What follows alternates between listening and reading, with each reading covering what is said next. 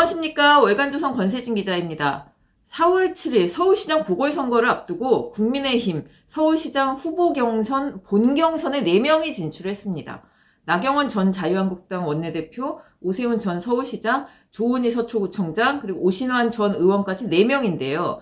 실제로는 이제 나경원, 오세훈 양자 대결이 가까운 걸로 이제 예상이 되고 있죠. 3, 4위가 1, 2위하고 좀 차이가 꽤 컸고, 결국 나경원, 오세훈 이렇게 국민의힘 후보 자리를 놓고 치열한 경쟁을 벌일 것으로 예상이 됩니다. 근데 이제 8명이 이제 앞서 겨뤘던 예비 경선 결과 두 후보 측이 좀 다른 입장을 내놓고 있는데요. 순위하고 표수를 공개하는 건 선거법 위반이라서 양측 모두 정확하게 순위, 퍼센트 이런 표수를 발표하지는 못하고요. 근데 이제 참관인들과 캠프 측에 따르면 1위는 이제 전체 1위는 나경원 후보인데 세부 내용에 대해서 주장이 약간 다릅니다. 예비 경선이 이제 책임 당원이 20%, 그리고 일반인 여론조사 80% 이렇게 100%로 이제 결론을 냈는데요. 나경원 후보 측은 우리가 압도적이다 이런 입장이고, 오세훈 후보 측은 당원 투표는 우리가 뒤졌지만 여론조사는 나 후보를 앞섰다 이런 주장을 내놨습니다. 근데 이제 양쪽 말이 다 맞다고 볼 수가 있는 게 책임 당원은 4만 명입니다. 그리고 일반인 여론조사 대상은 1000명입니다. 그러다 보니 이게 말이 되는 것도 있고요. 오 후보가 여론조사 1000명에서 근소하게 이제 나 후보를 이겼고, 당원 4만 명에서는 나 후보가 압도적으로 이겼다. 이런 결과가 나온 것 같습니다. 당내에서는 나 후보 4선 지냈고 원내대표 지내면서 대여 투쟁을 이끌어 왔으니까, 그러니까 오 후보 이제 10년 동안 별 이제 당직이 없었던 오 후보에 비해서는 당원 지지도가 높았다. 이거는 어쩔 수 없는 사실인 것 같고요.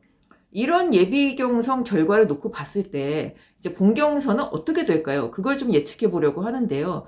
본경선은 일반인 여론조사, 당원이 아닌 일반인 여론조사가 100%입니다. 지금까지 양쪽 주장대로라면 여론조사에서 이겼다는 오세훈 후보가 유리할 것처럼 보이기도 합니다. 근데 이제 알려진 바로는 여론조사에서 두 후보의 차이는 매우 근소한 차이였다고 합니다. 그러니까 비당원, 무당파 이런 분들이 보기에는 이 두 사람에 대한 선호도가 큰 차이가 없다는 거죠, 결국. 여기서 이제 한번 두 후보의 제가 본 장단점을 한번 짚어보려고 합니다. 언뜻 보면 이제 두 사람의 이미지, 보통 사람들이 보기에, 정치에 큰 관심이 없는 사람들이 보기에 이미지가 좀 닮은 점이 좀 있습니다. 대국민 인지도 굉장히 높고 외모가 좀 반듯하고, 저번에 이제 작년 사이로 21대 총선에서 이슈를 굉장히 모았지만 낙선을 했습니다. 근데 뜯어보면 두 사람은 굉장히 많이 다른 길을 걸어왔습니다. 제가 판단한 두 사람의 장단점 한번 짚어보겠습니다. 먼저 이제 나경원 후보 보자면 이분 4선에 이제 거대 야당인 자유한국당의 원내대표를 지냈습니다. 이런 경력은 이제 굉장한 강점이죠. 리더십 같은 데 있어서. 1000만 인구의 서울을 이끌어 나갈 능력, 어느 정도 이제 된다고 이제 볼 수 있다는 거죠. 나 후보 주변 인물들의 얘기도 그렇습니다. 10년 전에 이제 서울시장 보궐선거에 출마했었죠. 그때 그 나경원이 아니다. 이런 얘기들을 많이 합니다. 그동안 진짜 어마어마하게 아들, 딸이고 뭐고 다양한 이슈로 공격을 당하고 총선에서 낙선도 했죠. 그러면서 더욱 단단해졌다. 이런 얘기가 이제 많이 나옵니다. 그리고 지금 나 후보는 지금 국민의힘이 다선 중진 의원들 이제 대부분 또 뒤로 물러났고 낙선했고, 이런 상황에서 이 당내에서는 명실상부한 좀 지도자급, 중량급 정치인이다. 이런 게 이제 장점이죠. 그러다 보니까 좀 따르는 사람도 예전에 비해서 굉장히 좀 많아졌습니다. 지금 이제 나경원 서울시장 캠프에 전현직 의원들이 수십 명씩 있다고 합니다. 그 지역이 서울이 아닌 의원들도 열심히 돕고 있다고 하는데요. 이번 서울시장 선거에서 이겨야 내년 대선에서 국민의힘이 승리할 수 있다. 이런 뜻으로 이제 많이 뜻을 모아서 돕고 있다고 합니다. 근데 이제 약점이라면 많이들 알려져 있지만 보수의 이미지가 좀 강하고, 이제 강한 보수 이미지, 그리고 또 안티도 좀 많은 편이죠. 본인 자체도 어설픈 중도보다는 강력한 보수의 구심점이 되겠다. 이런 뜻을 이제 좀 보이고 있는데요.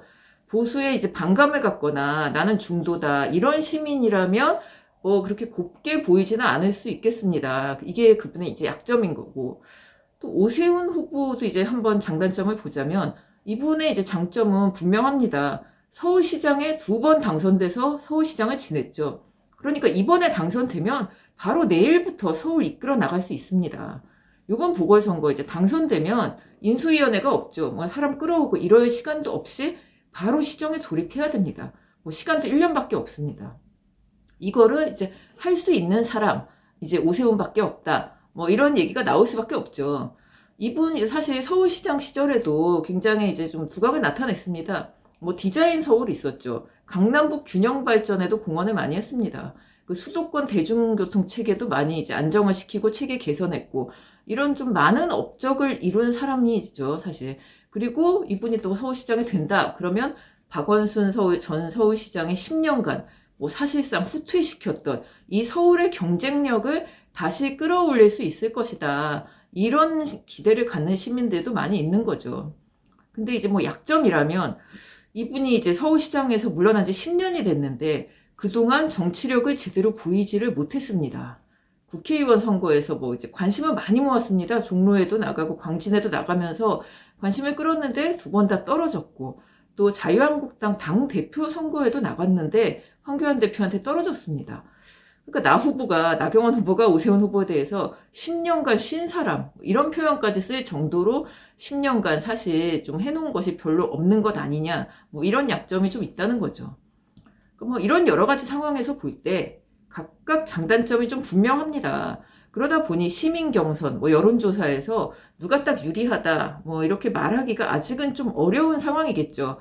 한 가지 좀 우려가 되는 점은 이번 경선에 일반 시민이 참여를 하는데 이 사람들이 국민의힘 후보로 나경원이냐 오세훈이냐 뭐 박영선 우상호랑 붙을 것이냐 붙으면 잘할 것이냐 뭐 이런 문제를 생각하기보다 안철수 국민의당 대표와 단일화를 좀 염두에 둬야 된다는 거 이렇게 투표를 해야 된다는 건데 이게 무슨 말이냐면 이제 결국은 누가 안철수랑 붙어서 나경원과 오세훈 중에 누가 이겨가지고 이제 보수의 후보로 나갈 수 있을 것이냐 이게 이제 좀 생각을 해야 되는 점이 있고요. 지금 나오는 각종 여론조사 다 누구랑 누가 붙으면 누가 이기고 누구랑 누가 붙으면 누가 이기고 뭐 이런 식으로 경우의 수를 너무 많이 내다 보니까 일반 시민으로서는 선택이 좀 어려울 수밖에 없죠. 그러다 보니 이 본선 결과를 좀 예측하기가 힘든 상황이 이어지고 있습니다. 저라면 사실 누가 진정하게 글로벌시티 서울을 위한 제대로 된 리더십 이걸 갖고 있느냐 이걸 갖고 좀 고민을 할 것 같습니다. 오늘 이야기는 여기까지입니다. 감사합니다.